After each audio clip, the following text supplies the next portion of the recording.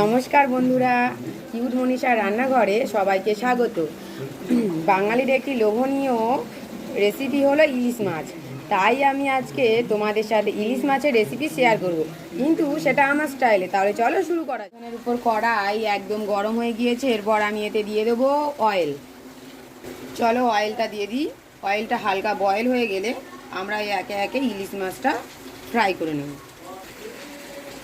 দেখো, এবার আমি কড়াইতে মাছগুলো এক এক করে ছেড়ে দিচ্ছি।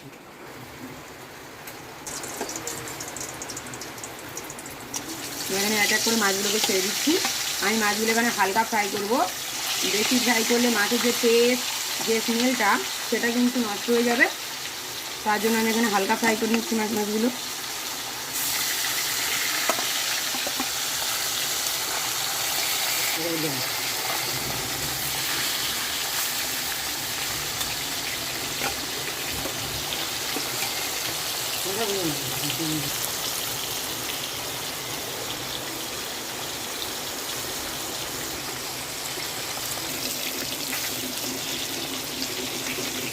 দেখো, মাছটা হালকা করে ফ্রাই করা এক পিঠ হয়ে গেছে, আর এক পিঠ করে নিচ্ছি।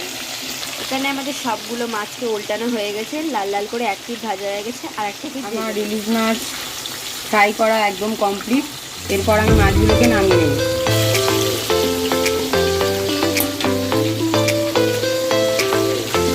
গাইস, আমাদের এখানে 3 দিন ধরে পুরো এত বৃষ্টি হচ্ছে,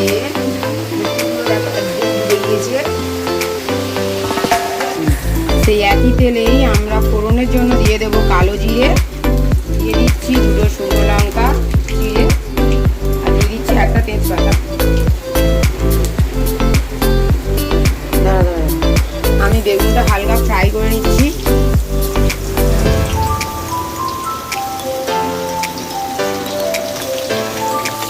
বেগুনগুলোকে লাল লাল করে ফ্রাই করে নিয়েছি। এরপর আমরা এটাকে তুলে নেবো। এরপর দিয়ে দেবো আলু।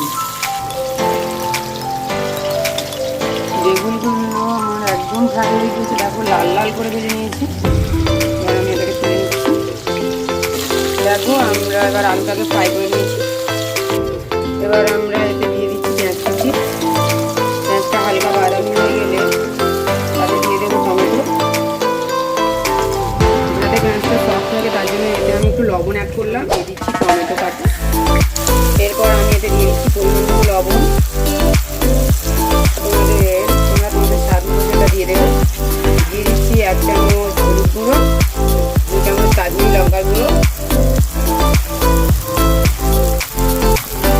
এরপরে আমি দিয়ে দেবো চন্দনী, শুকনো লঙ্কা আর ধনে, তারপর তোমার জিরে।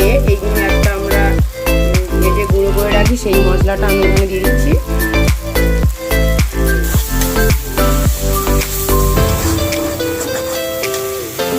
যাতে মশলাটা তলায় ধরে না যায় তার জন্য আমি এখানে একটু জল অ্যাড করলাম।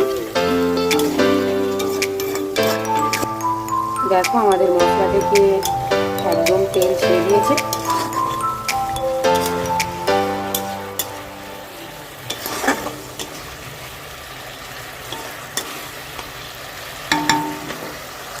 এরপর আমি এতে অ্যাড করবো টক দই, কাজু বাদাম আর হচ্ছে তোমার চালমগজ আর কাজুর যে পেস্টটা করা ছিল। এরপর আমি এতে দিয়ে দেবো টক দই, চালমগজ, কাজু আর পোস্ত, যেটা পেস্ট বানিয়ে রেখেছিলাম সেটা আমরা এতে দিয়ে দিচ্ছি।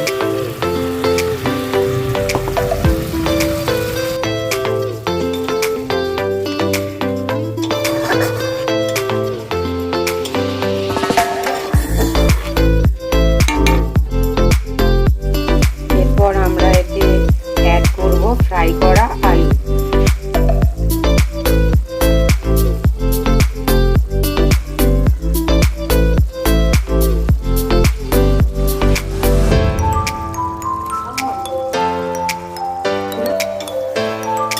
আলুগুলো দিয়ে ভালো করে আমরা এটাকে কষিয়ে নিচ্ছি।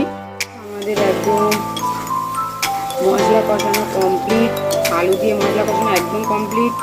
দেখো কত সুন্দর তেল ছেড়ে দিয়েছে। এরপর দিয়ে দেবো পরিমাণ মতো জল।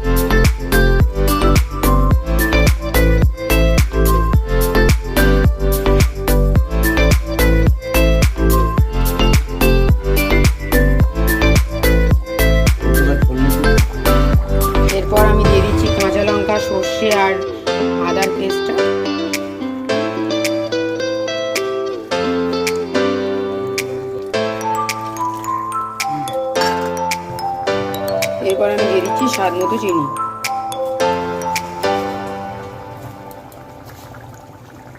দেখো আমাদের ইলিশ মাছের ঝোল একদম কমপ্লিট হয়ে গিয়েছে।